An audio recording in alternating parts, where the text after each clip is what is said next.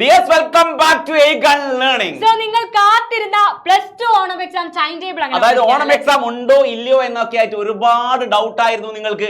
അതിനുള്ള ആൻസർ വന്നിരിക്കുന്നു. Time table വന്നു. ഓണം എക്സാം ടൈം ടേബിൾ മുഴുവൻ പരിശോധിച്ചാൽ നിങ്ങൾക്ക് മനസ്സിലാകും ടൈം ടേബിളിനുള്ളിൽ ഒരു വലിയ പണി ഒളിഞ്ഞിരിക്കുന്നു. അതായത് ഓരോ ദിവസത്തെയും ടൈം ടേബിൾ നമ്മൾ കൃത്യമായിട്ട് വായിച്ചാൽ നമുക്ക് മനസ്സിലാവും അതിന് വലിയൊരു പണിയുണ്ട്. അത് കണ്ടുപിടിച്ച് പഠിക്കണം. അതിന് വേണ്ടിയിട്ട് ആദ്യം ടൈം ടേബിൾ നോക്കാം. അപ്പൊ ആദ്യം കംപ്ലീറ്റ് ടൈം ടേബിൾ ആണ്. സയൻസുകാരും കൊമേഴ്സുകാരും ഹ്യൂമാനിറ്റീസുകാരും ഒക്കെ നോക്കുക. ഇതിനുശേഷം സയൻസിന്റെ ടൈം ടേബിൾ നമ്മൾ പ്രത്യേകം കാണിക്കും. അതായത് സയൻസിന്റെ ടൈം ടേബിൾ മാത്രമായിട്ട് എടുത്ത് ഓരോ ദിവസവും ഏത് സബ്ജക്ട് ആണ്, എങ്ങനെയാണ്, ആഫ്റ്റർനൂൺ ആണോ ഫോർനൂൺ ആണോ എന്നൊക്കെ വ്യക്തമായിട്ട് പറയും. അപ്പൊ ആദ്യം നോക്കൂ. ആദ്യത്തെ എക്സാം 4-ാം തീയതിയാണ് സ്റ്റാർട്ട് ചെയ്യുന്നത്. വെനസ്ഡേ ആണ്. മോർണിംഗ് സെഷൻ ആണ്, ആഫ്റ്റർനൂൺ അല്ല. മോർണിംഗിലേക്ക് part 2 language computer science and information technology ആണ്. പാർട്ട് 2 എന്ന് പറയുമ്പോൾ ഹിന്ദി ഇംഗ്ലീഷ് ഹിന്ദി മലയാളം ഒക്കെയാണ് സെക്കൻഡ് ലാംഗ്വേജ് ആണ്. ആൻഡ് 5-ാം തീയതി തേഴ്സ്ഡേ ദിവസം മോർണിംഗ് തന്നെയാണ്, ഫോർനൂൺ ആണ്. പാർട്ട് 1 ഇംഗ്ലീഷിൽ ആണ്. റെഡിയാണ്. ഫസ്റ്റ് ലാംഗ്വേജ് ആണ്. പിന്നെ 3-ാമത്തെ എക്സാം തൊട്ടടുത്ത ദിവസം 6-ാം തീയതി ഫ്രൈഡേ ആണ്. മാത്തമാറ്റിക്സ് ഉണ്ട്, പാർട്ട് 3 ലാംഗ്വേജസ് ഉണ്ട്, സാൻസ്ക്രിറ്റ്, സൈക്കോളജി. അപ്പൊ ഓർമ്മിക്കുക, ഡേറ്റ് ഇല്ലേ, ഇതിനിടയിൽ ഗ്യാപ്പ് ഇല്ലേ, ഓർമ്മിക്കുക. അടുത്ത കാണിക്കുമ്പോൾ അവർക്ക് കറക്റ്റ് മനസ്സിലാവും. പിന്നെ വരുന്നത് 9-ാം തീയതിയാണ്. 6-ാം തീയതിക്ക് ശേഷം 7ഉം 8ഉം ഉണ്ട്. നിങ്ങൾക്ക് രണ്ട് ഡേ ഫുൾ ആയിട്ട് പഠിക്കാനുണ്ട്. ഇനി 9-ാം തീയതിയിലേക്ക് പോവാം. 9-ാം തീയതി മോർണിംഗ് സെഷനിൽ വരുന്ന exams biology, electronics, political science, Sanskrit, സാഹിത്യ, കമ്പ്യൂട്ടർ ആപ്ലിക്കേഷൻ, ഇംഗ്ലീഷ് ലിറ്ററേച്ചർ, ഇത്രയും സബ്ജക്ട്സ് ആണ്. ആൻഡ് 9-ാം തീയതി ആഫ്റ്റർനൂൺ സെഷൻ തിങ്കളാഴ്ച ഉച്ച കഴിഞ്ഞ് വരുന്നത് ഹോം സയൻസ്,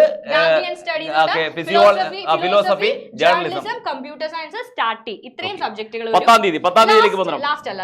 10-ാം തീയതി ട്യൂസ്ഡേ ഫോർനൂൺ ആണ്. മോർണിംഗ് സെഷനിൽ വരുന്നത് ഫിസിക്സും ഇക്കണോമിക്സും ആണ്. അടുത്ത സ്ലൈഡ് കാണിക്കുക. ദെൻ മൂന്ന് എക്സാംസ് കൂടിയുണ്ട്. 11-ാം തീയതി മോർണിംഗ് സെഷനിൽ geography, music, social work, geology and accountancy.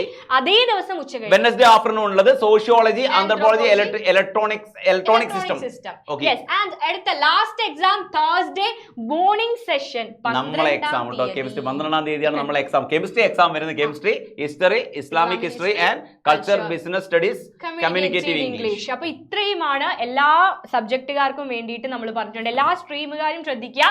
Commerce ആണെങ്കിലും ഹ്യൂമാനിറ്റീസ് ആണെങ്കിലും സയൻസ് ആണെങ്കിലും. നമ്മൾ സയൻസിലേക്ക് നമുക്ക് ഡീറ്റെയിൽ സയൻസിനെ പറ്റി നോക്കാം. അപ്പൊ സയൻസ് എടുത്ത കുട്ടികൾക്ക് ആദ്യത്തെ എക്സാം പാർട്ട് 2 സെക്കൻഡ് ലാംഗ്വേജ് ആണ്. 4-ാം തീയതിയാണ് പാർട്ട് 2 സെക്കൻഡ് ലാംഗ്വേജ്. 4-ാം തീയതിയാണ് വരുന്നത്. 4-ാം തീയതി മോർണിംഗ് ആഫ്റ്റർനൂൺ ആണ്. മോർണിംഗ് സെഷനിലാണ്. അപ്പൊ ഹിന്ദി എടുത്തവർക്ക് ഹിന്ദി, മലയാളം എടുത്തവർക്ക് മലയാളം. അപ്പൊ എനിക്ക് നടത്തി അവർ ഹിന്ദി മലയാളം ഒന്നും സ്റ്റാർട്ട് ചെയ്തിട്ടുണ്ടാവില്ല. അപ്പൊ നോക്കുക, നമ്മളുടെ ചാനലില് തലേ ദിവസങ്ങളിലും അന്നത്തെ ദിവസം രാവിലെയും ഒക്കെ നിങ്ങൾക്ക് ലൈവുകൾ പ്രൊവൈഡ് ചെയ്യുന്നതായിരിക്കും. എല്ലാ ചാപ്റ്ററിന്റെയും പ്രീവിയസ് ഇയർ ക്വസ്റ്റ്യൻസ് ഉൾപ്പെടെ നമ്മൾ ഡിസ്കസ് ചെയ്യും. അപ്പൊ മാരത്തോണിലൊക്കെ പങ്കെടുക്കാം. എക്സൈസ് ക്വസ്റ്റ്യൻസ് ഡിസ്കസ് ചെയ്യും. എല്ലാം ഡിസ്കസ് ക്ലിയർ ആക്കി. ഓക്കെ. ഇനി 4-ാം തീയതിക്ക് ശേഷം 5-ാം തീയതി അതായത് വ്യാഴാഴ്ച ഫോർനൂൺ ആണ്. മോർണിംഗ് സെഷനിൽ വരുന്നത് ഇംഗ്ലീഷ് ആണ്. Part 1 English. ഓക്കെ, റെഡി അല്ലേ? അപ്പൊ 4-ാം തീയതി 5-ാം തീയതി ഓക്കെ. ഇനി 6-ാം തീയതി ഫ്രൈഡേ വെള്ളിയാഴ്ച ഫോർനൂൺ തന്നെയാണ്. ഇതിനിടയിൽ ഗ്യാപ്പിലെ 4, 5, 6. 6-ാം തീയതി വലിയൊരു സബ്ജക്ട് അതാ നടക്കുന്നു, മാത്തമാറ്റിക്സ്. ഏറ്റവും വലിയ കാര്യം എന്താണെന്ന് വെച്ചാൽ കഴിഞ്ഞ വർഷങ്ങളൊക്കെ മാത്സ് കുറച്ച് ടഫ് ആയിട്ടുള്ള സബ്ജക്ട് തന്നെയാണ്. +2 മാത്സ് ടഫ് ആണ്. അപ്പോ നിങ്ങൾക്ക് ഗ്യാപ്പ് ഇല്ല.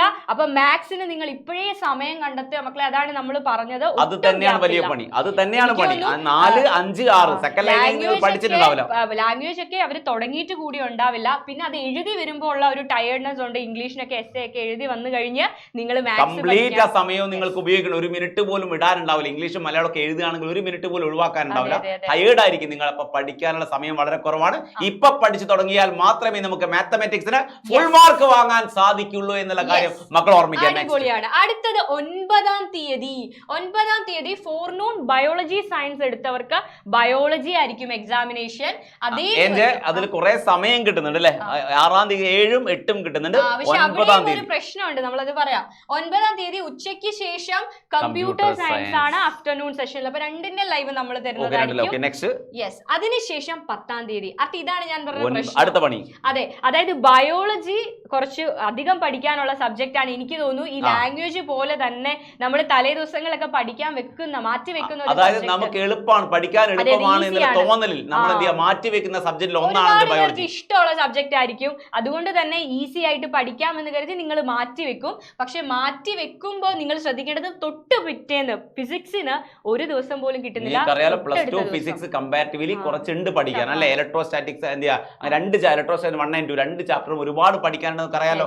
അപ്പൊ നിങ്ങൾ ഒരുപാട് സമയം വേണം. ഏറ്റവും വലിയ പ്രശ്നം എന്താന്ന് വെച്ചാൽ ഏറ്റവും പ്ലസ് ടുവിൽ ഏറ്റവും ടഫ് ആയിട്ട് വരാൻ സാധ്യതയുള്ളൂ. എനിക്ക് തോന്നുന്നു കെമിസ്ട്രി ടഫ് ആയിരിക്കും, പക്ഷെ അത് സെക്കൻഡ് പാർട്ട് ഓർഗാനിക് ഒക്കെ സ്റ്റാർട്ട് ചെയ്തതിനു പക്ഷേ കെമിസ്ട്രി കമ്പാരിറ്റീവ്ലി പഠിക്കാൻ എണ്ണം കുറവാണ്, ചാപ്റ്റേഴ്സിന് എണ്ണം കെമിസ്ട്രിയിൽ കുറവാണ്. പക്ഷേ ഫിസിക്സിൽ അങ്ങനെ ഓർഗാനിക് ഒന്നും ഓണം എക്സാമിന് ഇല്ലതാനും. യെസ്, അപ്പോ നിങ്ങൾക്ക് ടഫ് ആയിട്ടുള്ള 2 സബ്ജക്റ്റിനും സമയം കിട്ടുന്നില്ല. അപ്പൊ ആ 2 സബ്ജക്റ്റും പഠിക്കാൻ ഇപ്പോഴേ മാറ്റി വെക്കും. അത് തന്നെയാണ് ഏറ്റവും വലിയ പണി. മാത്തമെറ്റിക്സിനും ഫിസിക്സിനും നിങ്ങൾക്ക് സഫീഷ്യന്റ് ടൈം കിട്ടില്ല, പക്ഷേ ബയോളജിക്ക് ആണെങ്കിൽ നിങ്ങൾക്ക് എക്സസ് ടൈം കിട്ടുന്നുണ്ട്. അപ്പൊ ബയോളജി ആ ഗ്യാപ്പിലോ അല്ലെങ്കിൽ ആദ്യമോ കൂടെ പഠിക്കാം. ബയോളജി പഠിക്കാനുള്ള 2 ദിവസം നിങ്ങൾക്ക് ഫിസിക്സിനും വേണ്ടി കുറച്ച് മാറ്റി വെക്കാം.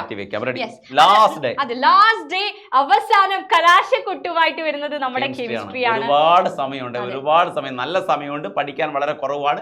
ഈസി ആയിട്ട് ഒരു പക്ഷേ പ്ലസ് ടു ഈസി ആയിട്ട് ഇലക്ട്രോ കെമിസ്ട്രി ടഫ് ആണ്, കെമിക്കൽ കൈനറ്റിക്സിലെ ഡെറിവേഷൻസും പ്രോബ്ലംസും ഉണ്ട്. അപ്പൊ ഇപ്പോഴേ പഠിച്ചു തുടങ്ങേണ്ടത് എല്ലാ സബ്ജക്റ്റിനെയും സംബന്ധിച്ച് അനിവാര്യമായിട്ടുള്ള കാര്യമാണ്. ഈസി ആണെന്നൊക്കെ പറയുന്നുണ്ടെങ്കിൽ പോലും മക്കളെ മനസ്സിലാക്കുക, സൊല്യൂഷൻ ആയാലും ഇലക്ട്രോ കെമിസ്ട്രി ആയാലും കൈനറ്റിക്സ് ആയാലും അതിൽ തെറ്റിപ്പോകാനുള്ള സാധ്യത ഒരുപാട്. അതായത് ബാക്കി ചാപ്റ്റേഴ്സ് ഇപ്പൊ ഡി ആൻഡ് എഫ് ബ്ലോക്ക് അല്ലെങ്കിൽ ബയോളജിയിൽ ഒരു ചാപ്റ്റർ നോക്കുകയാണെങ്കിൽ നിങ്ങൾക്ക് ആ തിയറി അറിയാമെങ്കിൽ ഉറപ്പായിട്ട് നിങ്ങൾക്ക് അത് തെറ്റില്ല. പക്ഷെ ഇവിടെ ന്യൂമറിക്കൽസ് ആണ് ചെയ്യുന്നതിൽ എന്തെങ്കിലും ഒരു സാധനം ഫസ്റ്റ് ഇയറിൽ നിങ്ങൾക്ക് ഫസ്റ്റ് ഇയറിന്റെ പ്രശ്നം, ഫസ്റ്റ് ഇയർ നമുക്ക് ഒരുപാട് തെറ്റിപ്പോകാനൊന്നുമില്ല, നമുക്ക് എന്തായാലും മാർക്ക് കിട്ടുമായിരുന്നു. പക്ഷെ ഇവിടെ അങ്ങനെയല്ല, ഇവിടെ ഒരു പ്രോബ്ലം തെറ്റിയാൽ 4 മാർക്ക് നഷ്ടപ്പെടും. ഇലക്ട്രോ കെമിസ്ട്രിക്ക് ഒരു സെഷൻ അങ്ങ് വിട്ടുപോയാൽ നമുക്ക് 4 or 5 മാർക്ക് നഷ്ടപ്പെടും. അത് മാത്രമല്ല അവര് എനിക്ക് തോന്നുന്നു ലോഗരിതം ഒക്കെ കെമിസ്ട്രിയിൽ അപ്ലൈ ചെയ്യേണ്ടതായിട്ടുണ്ട്. ലോഗിന്റെ ബേസ് ആയിട്ടുള്ള കാര്യങ്ങളൊക്കെ അവിടെ ഉണ്ട്, ഇന്റഗ്രേഷന്റെ ബേസ് ആയിട്ടുള്ള കാര്യങ്ങളൊക്കെ അവിടെ ഉണ്ട്.